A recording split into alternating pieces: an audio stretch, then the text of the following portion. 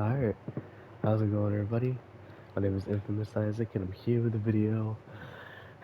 Oh, excuse me. I took that too big of a breath. I'm here with a video on One Piece Dressrosa, or the Dressrosa arc. And if I haven't built it up enough already, this arc is really important to One Piece and just overall. Like, no, well, not like in terms of like in the story, that it isn't exclusive to just that. This arc is important to just like the anime and like to people period because this arc is really good. It is probably the longest arc in anime history. I wouldn't stake my life on it, but I wouldn't be surprised if it is. It is mad long. It is really good, and I just like when I was going through my rewatch. Oh, by the way, this is a spoiler-free section right now. I'll talk about the spoilers later. But when I was going through my rewatch, I was super excited to get to this arc because it's the longest one, so I was kind of dreading that. But also, a lot of stuff happens in this arc, and I've seen some of it before I was going through my watch through. It wasn't rewatch; it was watch through. When like the first time seeing this stuff, it was crazy. Genuinely, I remember like 3 years ago just watching it and just losing my mind, bro. It was crazy. This arc has no right going this hard. Everything about it was almost peak, like except for the pacing. I feel like the pacing, because of the fact that it's 115 episodes, that's one of the biggest issues with the arc is that the pacing is insane. Even though like a lot happens in this arc, it makes sense why it's so long, but it's also that the pacing didn't really help in that regard either. Like if this was a seasonal show, with Dressrosa would have been like 3 seasons from how long it actually is. Like one, well, yeah, for like 3 seasons without any like pacing issues or any filler like padding anything like that. Dressrosa would have definitely been like 3 seasons because it's just that long. And it's insane because you gotta think about it, right? This is one man with a team of people working on this, publishing it on like Jump, I think, or whatever the magazine that publishes it. This like took like 3 years, like 3 to 4 years to publish, while like Wano as well took like that long. But Dressrosa is just insane to look at, like the scope of it, and it's not even the most important arc in the series, like that goes to Marineford. But I'm not like again, I'm not gonna delve into it until I get to the spoiler stuff. But I just have to hype it up to explain to you guys like how crazy this arc actually is. So I gotta give it like an 8.5 to a 9 out of 10. Like it's genuinely peak, but overall, I gotta bring up the issues again, like with Punk Hazard, where the characters there's just a lot of characters introduced. Some of them you really just do not care about, and others you really do care about. And overall, it's not like having that many characters hurts tremendously. It's more just in the sense that not every character is gonna get attention. Not every character is gonna get the deserved attention that they need. So some characters that you know and see aren't gonna be main character potential.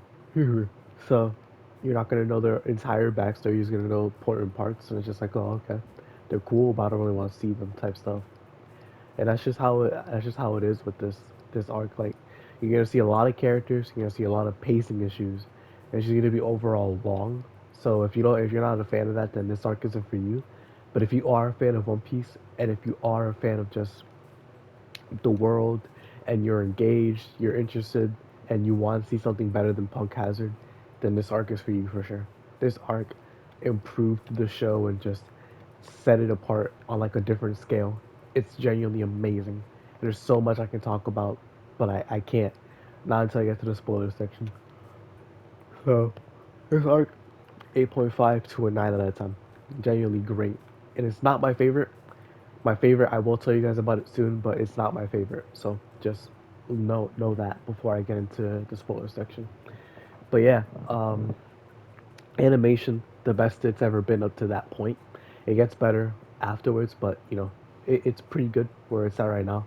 Because One Piece, once Fishman Island came about, the animation changed. So this is definitely where it got better, and the animation studio Toei got their footing and started adapting the One Piece characters a lot better into this new animation style. Well, not new because like the show was going on for like about 3 years, like in post time skip at that point. So it's not like it's new animation, but it's newer. compared to what the old animation used to be from like the 2000s. But MVP of this arc, Law, for sure. Well, actually, would I even say Law? I don't know. I'll tell you guys that to spoilers. Yeah, just overall great arc. I think the animation's great. The characters were cool. The villain was amazing. Probably my favorite villain of all of One Piece. Like awesome, genuinely amazing character, and just overall great arc. Really great arc. So spoiler-free section over. That's all I really have to say about it. Oh, here we get into the spoilers. I'm sorry, by the way, I'm sick and I'm tired as well. But I really want to do this video because I have the energy to do it, or at least enough energy to talk about it. So I really want to talk about Dressrosa right now. I don't know why, I just really do. But anyways, so yeah, spoiler section commence. So this arc, a lot just happens. It is ridiculous to the point where I don't even think I'll be able to like talk about it in one video. So I'm not going to go over everything, and I'm sorry if I don't mention anything that you specifically like or that I forgot about. So if there is, just like put a spoiler tag on your comment and then let me know down below like what I missed, and I'll probably remember it. If I don't, then I'll probably it will come back to me, so don't worry. But there is so much in this arc that I just can't talk about it all at once. It's genuinely insane how much there is in this arc, so I'm sorry again if I missed something. But anyways, this arc takes place immediately after, what's the word? Immediately after Punk Hazard, where the crew is sailing in the sea, going over to Dressrosa because that's the next island, and immediately things just hit the fan, where Doflamingo, after he went over to Punk Hazard, starts coming back to Dressrosa, and he attacks the Straw Hat crew, where they literally, because of Doflamingo, had to separate. So half of the crew is leaving here to another island, while another half of the crew is leaving, or not leaving, but arriving at Dressrosa. Like they have to leave, and the reason for that is two reasons. Doflamingo attacked the crew, and Big Mom's crew attacked the crew. So the reason why Big Mom's crew is here is because if you remember back in Fishman Island, Luffy declared war on Big Mom. So they're enemies, they're ops now. And their crew isn't taking that lightly, so they attacked them in the middle of the sea near Dressrosa. And half of the crew had to leave because they had to run away from not Doflamingo, but Big Mom's crew, while the other half had to fight Doflamingo at the very least. I can meet him, and it's just super crazy, like literally insane how this is all going down because the crew that isn't fighting actually scratch that, I messed it up. Doflamingo was fighting the crew that was also fighting Big Mom, so they were just getting jumped, and they had to leave. And Doflamingo got his attention grabbed by Law, so that's why he's not fighting all of them anymore. But the people who are fighting Big Mom's crew is like Sanji, Nami, Brooke, what's this dude's name? Chopper, and the people on the island right now are Luffy, Robin, Zoro, Frankie, and Usopp. Those are the people on the island. So Sanji's clashing with Doflamingo right now, which he wouldn't win the fight, but I'm glad that that he got a cool moment clashing against Doflamingo. It was super cool. But they basically had to leave the island. They couldn't stay, so that's why here the Thousand Sunny isn't actually in Dressrosa, like barely. So they can't leave the island until they resolve the problems with it, or they find somebody to bum a ship off of. So they're stuck here, and now we basically get introduced to the culture of Dressrosa, where it's kind of like Italy in a sense, where it's just a really Hispanic country. We have all these people who are super happy, and everybody's talking about Doflamingo. Oh wow, that's super loud. Anyways, yeah, everybody's talking about Doflamingo, and everybody just loves him because he's a good leader, or at least that's what they say. And everything's going good in Dressrosa, or at least from what we can tell. And the reason why you would think like, oh, but why would Doflamingo be able to clash with any of them? He's a warlord, like he can't clash with another warlord. That's against the rules. Well, he resigned from being a warlord as soon as he got to Dressrosa. like this arc, like he resigned, so he's no longer a warlord, and now Law got fired from being a warlord because he's working with Luffy now. So literally, they have free reign to do whatever they want, so they're chilling. But basically, the more we go through this island, we learn that things are not what they seem. We have all these different characters going around, like from the crew, just learning about the island. We have Luffy fighting in a tournament, in a Coliseum tournament, where he has to fight all these people to win Ace's Devil Fruit. Because if you remember, after Marineford, Ace's Devil Fruit. Well, actually, no, not if you remember, but if you didn't know, devil fruits after the user dies respawn in the world. They grow naturally because it's like a checks and balances type thing where they have to exist in the world. It's not like they disappear forever if the person dies who had it. So the our Ace's devil fruit spawned back in, and now it's in Doflamingo's possession, and he's trying to get somebody to win the tournament, and whoever wins gets the devil fruit. So like, that's why Luffy's trying to fight for it to win the devil fruit, to keep it as Ace's namesake, or not namesake, but memory sake, memorabilia. There you go, memorabilia. But along the way, we meet a bunch of people who are important characters in this arc that Luffy's gonna face. We meet Bartolomeo, who's really important. We meet like Cavendish. We see some giants. We see Ginjo, I think that's his name, or Ginjao. See a bunch of people like Sai, and just meeting a lot of people. So we're coming close to like the halfway point in the arc where once Luffy gets to like the finals, we realize like, oh shoot, there's somebody here who's important to him, and it's Sabo. And if you don't remember Sabo, he's the guy from Luffy's flashback where he was also a part of Luffy and Ace's crew, where they were brothers, they're brothers forever, and he actually didn't die. He just got saved by Dragon during the explosion, so he had amnesia and he couldn't help Ace during Marineford because of that amnesia. He didn't realize what happened until he found out about Ace's death, and that's when he really learned about his past and all that, and he remembered. And now that he found out that Ace's devil fruit is in Dressrosa, he came over here, he participated, and now he's ready to win. And he re-met Luffy, and it was a super wholesome scene. Really, it had me crying when I first saw that scene, and that's why till this day, even now, like Sabo is still my profile picture on YouTube. It's genuinely amazing, like how what's the word? How impactful that scene was to me. It was awesome. Generally one of my favorite scenes of One Piece. Awesome. But yeah, now Sabo's gonna get the devil fruit, and Luffy leaves it to him. He's gonna go help out Law and fight Doflamingo because outside of the Coliseum, he actually heard that Law got beat up by Doflamingo, and Law he was actually fighting Doflamingo on another part of the island where him and Fujitora, who was actually a new admiral in the navy after Aokiji left, and after Akainu, became what's his face, the fleet admiral. They needed somebody else to take the vacant spot, and there's three people now in the or not fleet admiral, but in the admiral spots again.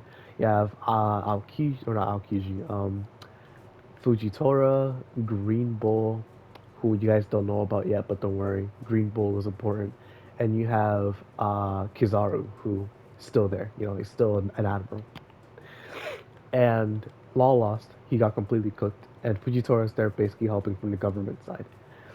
But regardless, so Law got cooked, and now Luffy's gonna go save him. And there's a bunch of stuff going on that I haven't mentioned, like the toy plot with Frankie, Robin, and Usopp, and I forgot what they're called on the island, but they're small people who are really important to this arc story because they're basically a race of people that live next to Dressrosa. They are important, and they influence what happens in Dressrosa as well.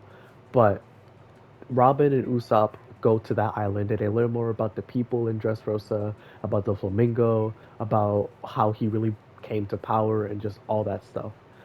But the more we learn about Doflamingo, the more we learn about the island. And the island basically adds a bunch of people. Remember King Riku, he's important. Remember Kiros, he's important. Remember Rebecca, Scarlet, those people are important. So let me just explain, right?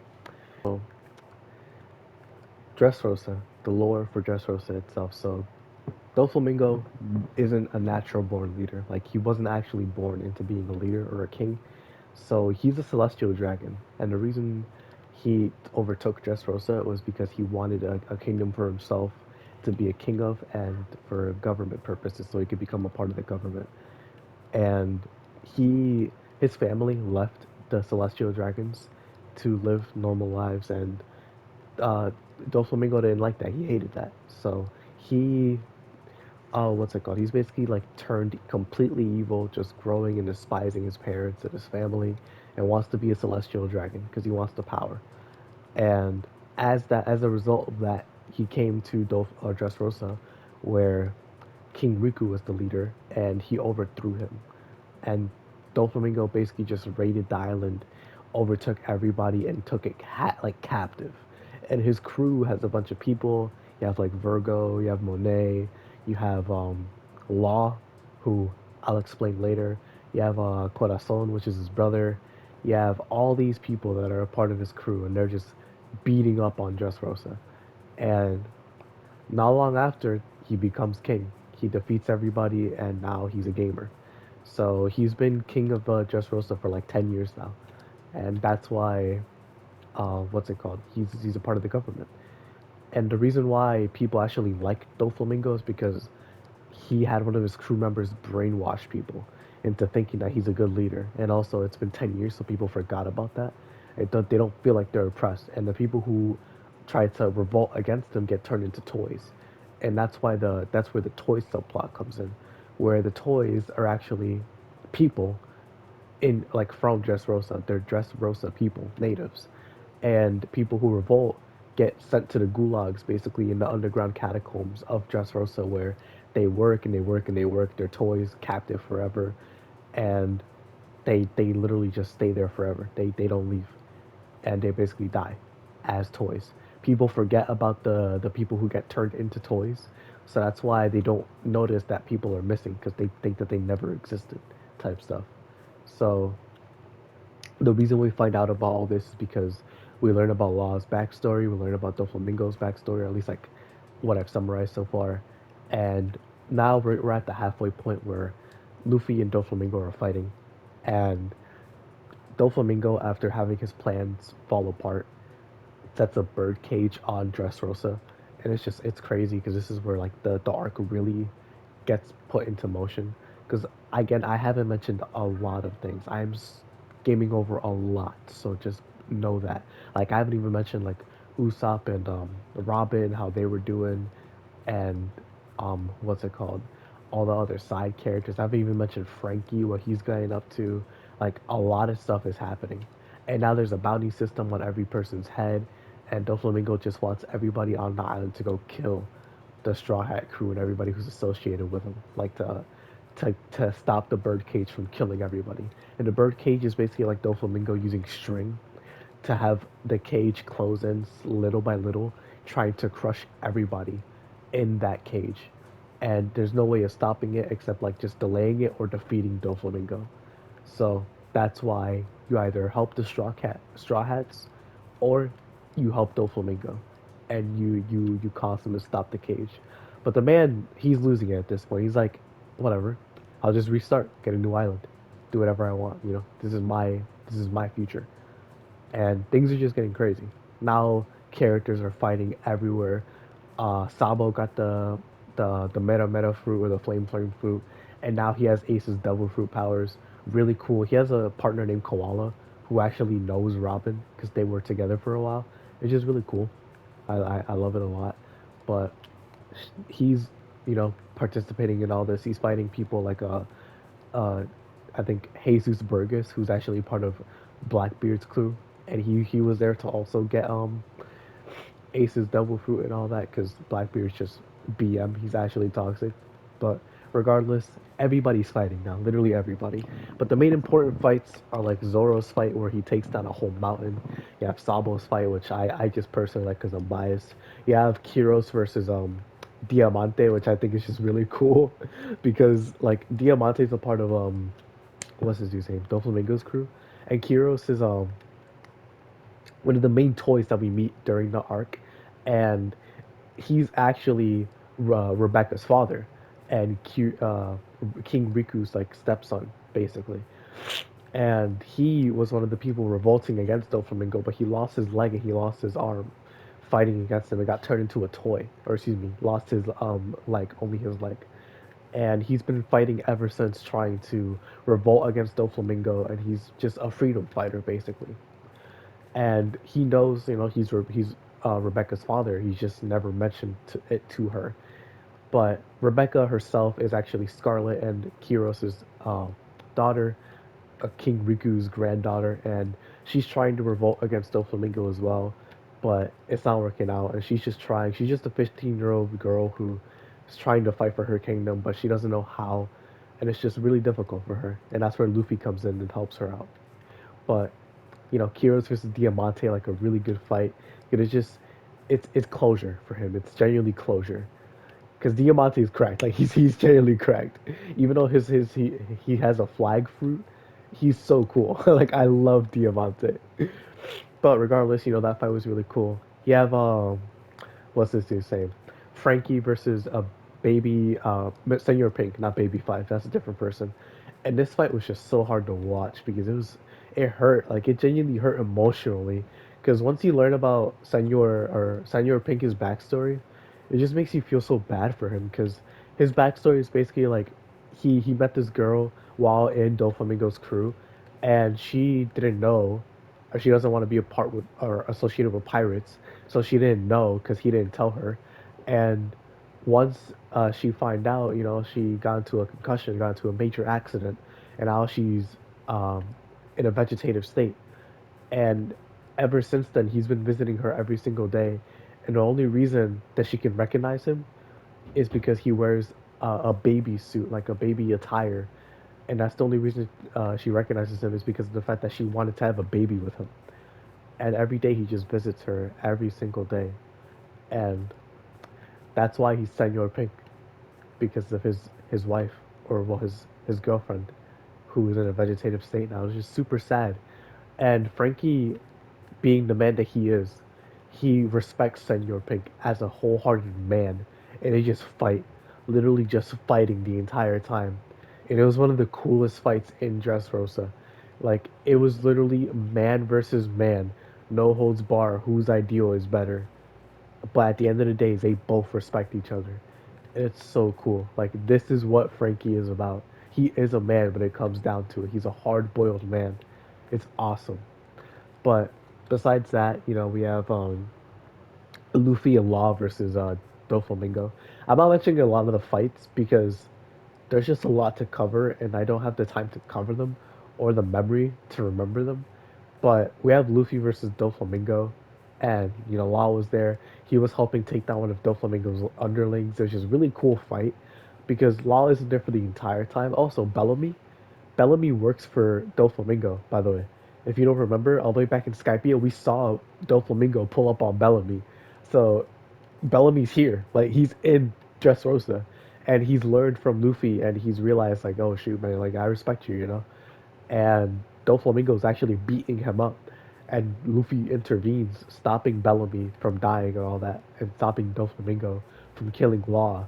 And this is where like things really get like crazy, bro. Luffy versus Doflamingo is one of the best fights in the series. Not the best, because you still have Luffy versus Lucian, a fight coming up in the next two arcs that is just really important to the One Piece zeitgeist. So this isn't the best one, but this is really good. So don't worry about that. But Luffy versus Doflamingo is one of the best fights. It was awesome. Imagine my surprise seeing Gear 4 for the first time in this fight. Imagine my surprise seeing Doflamingo awaken his devil fruit in this fight. Imagine my surprise seeing them fight in the air. Literally, Bounce Man versus well, not Bounce Man. I think it's no, yeah, it's Bounce Man, not Tank Man. Like just them beefing, bro. It's so cool. Imagine my surprise while all this going on when Usopp is preparing a sniper bullet for Sugar to stop her and release all the toys, and everybody now is free. It's like the SpongeBob movie scene in the original 2004 one where the wizard, the righteous wizard, saved all of them. That's Usopp right here. One of the most clutch shots in the entire arc, and like it's just awesome. genuinely this arc, once it gets going, it doesn't stop. And what sucks about it is the fact that, what's it called? There's so many fights that detract from the main like show that they are both good and bad. It's just like there's so much going on that it's a good and a bad thing is what I'm trying to say. And you'll notice it when you watch it or if you've watched it before, but there's just so much going on. And again, that could be a good thing or a bad thing depending on who you are. So just, determine for yourself. For me, it's a 50-50 split. I really like the good things about this arc. I don't like the bad things about this arc. So, anyways, yeah, Luffy versus Doflamingo, amazing fight, genuinely amazing fight. And in between that, we get Law's backstory where Law actually, what's it called, got saved by Corazon and Doflamingo's crew, and not like Doflamingo himself, but Corazon, his brother. And he basically grew up like a couple of years of his life spent with this crew. You see Baby Five, we see the helicopter guy, we see Virgo, we see what's this you saying, like just a bunch of people. And it's super cool because we don't know much about Law up until this point. And so seeing him as a kid struggling, he lost his family because of Doflamingo, and just seeing him develop and turn into the person that we see today, the reason why he's so cold and just why he's so detached is we just learn all about Law's backstory, and Corazon isn't in the future because of Doflamingo. Because we find out that later on, when he's taking over Dressrosa, that Corazon is a government agent. He works for Sword, I think, or either that he worked for Sengoku. I forgot, but Sengoku knows who Corazon is, and he became a Navy admiral or a Navy agent because of Sengoku. So he was trying to intervene with Doflamingo because he's his brother, but also because he's works for the Navy, and Doflamingo found out and he killed him. And he was gonna kill Law too, but Corazon hit him so he wouldn't die. And now Law is trying to get revenge on Doflamingo because of what happened. But because it's One Piece, main characters don't really kill characters, so that's that's just what it is. But Luffy, at the end of the day, he beats Doflamingo, and it's crazy, awesome fight, genuinely amazing. They they stop the cage from coming down, and everybody lives. Doflamingo got knocked out, and everybody is alive. And again, there's a lot of plot points that I haven't mentioned yet, or at least like a lot of ones that I skimmed over. Like again, Sabo being there and just overall helping everybody out. He after Luffy beat everybody, he's just tired. He's super tired. And oh, I forgot to mention, um, Viola, I think is her name. She's Scarlet's sister, and she's super important. She is basically a double agent working for Doflamingo, but in reality, she's working with Rebecca, and she's helping everybody out. Basically, she's a good guy, so don't forget about her. But yeah, so Sabo goes to see Luffy and all of them, and he's talking to everybody. He's talking to Robin, Zoro. I think that's actually the person I forgot to mention. I think I forgot to mention that Zoro's in this island too. But yeah, what's it called? He's talking to all these guys. Luffy's tired. Like he's dead tired, so he didn't get to talk to him. But he's just telling them about how he's his brother and how he loves him a lot. How he's not gonna let something like Ace ever happen again to Luffy, and how he wishes that he was there. How he notices that his crew really is just a bunch of good people who care for him. So keep protecting him, please, because this is all he has left in his life. And Zoro and everybody's just like, yeah, you're just like Ace. And Sabo leaves, and now everybody's getting ready to leave. But Fujitora pulls up on Luffy, and he's like, yo, I have to stop you. But Fujitora and Luffy fight. Luffy doesn't go hard on him because of the fact that he's blind, so he feels bad for him. It's just not fair. Oh wow, my phone turned off. That's so crazy. At the worst time. So he's going easy on him though, as I was saying, and not out of pity, but just literally out of pure respect for him because it's not fair. Like it's generally not fair. So he just can't like he innately can't go all out on him. And Fujitora respects this like yo, you are a good heart. Like you have a good heart. I respect you. And The people who fought in Dressrosa, like everybody who was on Luffy's side, joined his crew in terms of the Straw Hat fleet. So now Luffy has an army, and he can basically be considered an emperor at a certain point. So it's like, oh shoot, this guy's crazy. He actually has an army now. They're not a part of like the Straw Hat crew directly, but they are a part of the Straw Hat fleet. So now Luffy has an army ready to fight, bro. It's super cool. But yeah, now that everything's all settled, they go over to the next island, which is Zoe, which is the next arc, which I will cover it separately from the next arc after that. So yeah, just be ready for that. But this arc is amazing. This arc is generally amazing. One of the best arcs of all One Piece. It's not my favorite, but I gotta respect its game because this arc is crazy. Genuinely insane arc. I gotta recommend it to you guys. Awesome. Like genuinely amazing fights, amazing story, terrible pacing, but amazing just overall. Like just yeah, overall arc. Just overall. Like the voice actors were going crazy, the characters were going crazy, the animation was going crazy. The MVP is definitely Bartolomeo. The MVP is Bartolomeo. I gotta give it to him. The man's goaded.